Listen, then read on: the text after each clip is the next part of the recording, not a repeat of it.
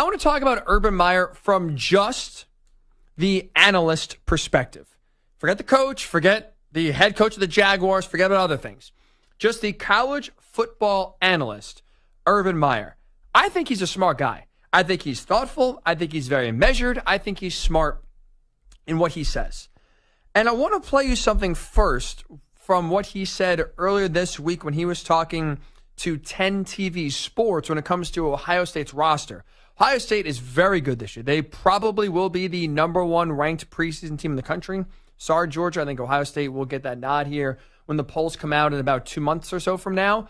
But listen to what Urban Meyer said about this specific Ohio State team going into 2024. But as of now, this is one of the most talented rosters in the last decade, maybe ever.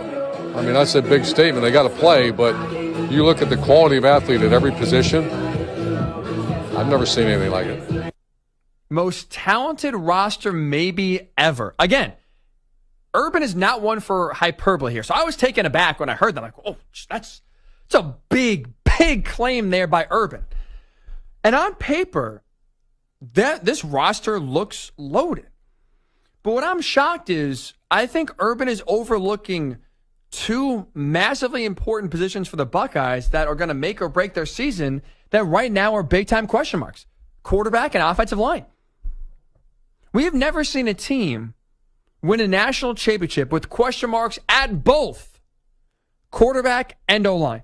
You can have question at one if the other is at an elite level. But and let's just say the last 10, 15 years of college football, we have never seen a college football team win a national title when you have question marks at quarterback and on the offensive line. That is what Ohio State has entering 2024. And while some of the other positions are sexy and there's a lot of big names, I don't see how you can truly feel that bullish about them with these, with two of the most important positions right now not being shored up. Like, who is going to be the starter eventually, I think, for Ohio State at quarterback is Will Howard. Former Kansas State starter. Flashed a little bit 2 years ago. Like, I don't think he's anything special. I don't think he's the Buckeye savior. I don't think he's coming in and elevating the talent around him. I mean, you look at spring ball, I get it. Look, he's still new, trying to learn the offense, but still, for where the expectations are for this team, you would want and think he would play well during spring and really kind of have that be a springboard, no pun intended, for fall camp and for the season. He was not very good. Will Howard struggled big times, really opened up the quarterback competition more than putting it away. So that position is unsettled. Ryan Day didn't name a starting quarterback, not because he's one of those guys that says, we got to compete in the fall, so we are not going to name any starters. Everybody's competing for their position. Right? We all know there are some coaches like that, it could be Trevor Lawrence at Clemson. We can't name a starter. You got to earn it. Okay, buddy, we know who will be starting week number 1. Ryan Day's not doing that, we'll say, cringe-worthy type of coaching where everybody's got to earn their spot, nothing is given. He didn't name a starting quarterback because he does not have one. Will Howard has not inspired confidence. Devin Brown, their backup, he's more of a runner than a passer. He, to me, is not developed whatsoever. And we just saw last year with Ohio State and a very talented roster how a lack of a dynamic quarterback can ruin your season. Yeah, they beat Penn State. Yeah, they beat Notre Dame. Biggest game on their schedule, Michigan. Who was unable to come through and play well? Kyle McCord. Part of the reason why Ohio State missed the college football playoff. Kyle McCord was unable to elevate the elite talent Ohio State had around him. And I think that's also important to remember because you could argue, well, Ryan, if you have elite receivers and running backs and tight ends, elite defense, that can make up the quarterback. Look at Stetson Bennett. Look at even Mac Jones. They won national titles. They were not very good.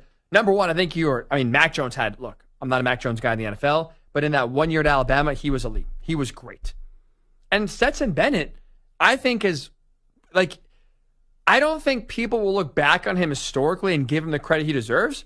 Stetson Bennett was really damn good. He was a really damn good quarterback for Georgia in both years winning the national title. I would say one of the most underrated quarterbacks that I think we'll ever see in college football, just because I don't think he ever got the credit he deserved. Even J.J. McCarthy last year wasn't special, didn't do much, didn't have to do much. But that's in part because Michigan, Georgia, Alabama, teams that have won the last 4 national titles, while they had questions and maybe not the best quarterback play, they didn't have the most dynamic quarterback in the country. You know what they did have? An elite offensive line. They won the line of scrimmage every single play. That made up for a lack of a dynamic quarterback at times. Ohio State does not have that right now. They have questions at quarterback and on their offensive line. So if you're unable to move bodies, if you're struggling to pass protect, and you already have a quarterback that's not great or maybe lacking confidence, I don't care who's on the outside. I don't care who you have on defense. I don't care who you have running the football. Because all those positions otherwise are loaded and stacked. And I think lend credence to what Urban is saying about being the most talented team he's ever seen. But all of that receiver, running back, defensive talent goes out the window if your quarterback's not very good and you can't block. And right now, those are the 2 biggest weaknesses of Ohio State. So even though I think they will be preseason rankings time come August, we'll say, when the preseason rankings are released, I think they'll be number 1 in the country. I don't think they're winning a national title. They will make the playoff. There is no doubt about it. They will be one of the 12 teams in the college football playoff. But when it comes to winning a national title, which that is the expectation, anything short of raising that coach's trophy, I would say is a failure for the talent Ryan Day has on this team in 2024. One of the ways to ensure the best chance of winning a title is winning the Big Ten and getting that first round bye in the new 12-team format. Well, you look at Ohio State's schedule, Michigan, I think, is falling off, and they're going to take a downturn here, so I don't think you have to worry about Michigan beating you for a 4th straight year. But last year we talked about them beating Ohio State beating Penn State, beating Notre Dame on the road, impressive win with subpar quarterback play.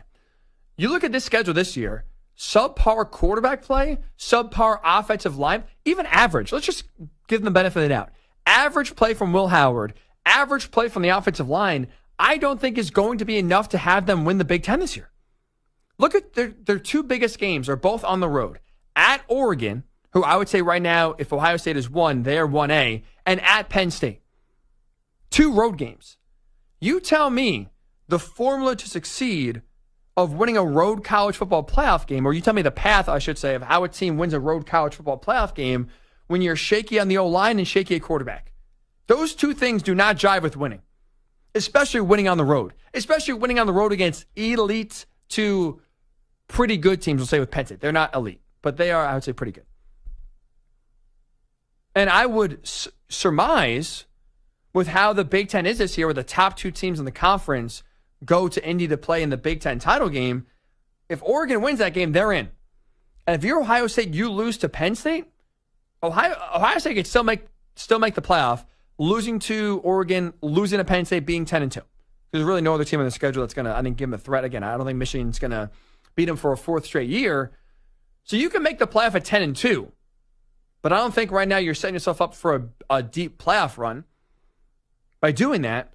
And I don't think you're winning the Big Ten if you lose to both, or maybe even making the Big Ten title game if you lose to both Oregon and Penn State. So you can look at the addition of Caleb Downs, freshman All-American safety from Alabama, went to Ohio State. You can look at the addition of Quinshon Judkins, best running back in the country, leaves Ole Miss, now to go team up with Travion Henderson, who is, when he's healthy, a hell of a running back in his own right. You have the best running back duo in the country.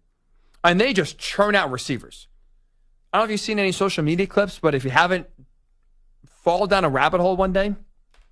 When you got some free time, Jeremiah Smith, true freshman for Ohio State, his spring practice highlights are, I'm telling you, unbelievable. True freshman. He is going to play right away. Ohio State, we know, just churns out talented receivers left and right. So that's not going to be a problem. And that defense last year, number 2 scoring defense in all of the country, returns basically everybody, adds an All-American safety in Caleb Downs. Like, their defense is going to be great. The skill talent around the quarterback is great. But if you can't block and if you don't have great quarterback play, I don't think anything else matters. And Ryan Day, I think, is a really good head coach. I know he's not calling the plays anymore. It's Chip Kelly, but he has another, let's say, big-time brain in that room. I would rather have, if I was Ohio State, I would rather have Ryan Day call plays than Chip Kelly. Don't feel great about that assignment. But either way, everything on paper signals Ohio State being the best, one of the best teams in the country this year. I just have questions, especially when you hear Urban Meyer talk about this being the most talented team he's maybe ever seen in his life. I have real questions right now about quarterback and O-line. And when you have questions about those two, you can't have any answers in terms of winning a national title.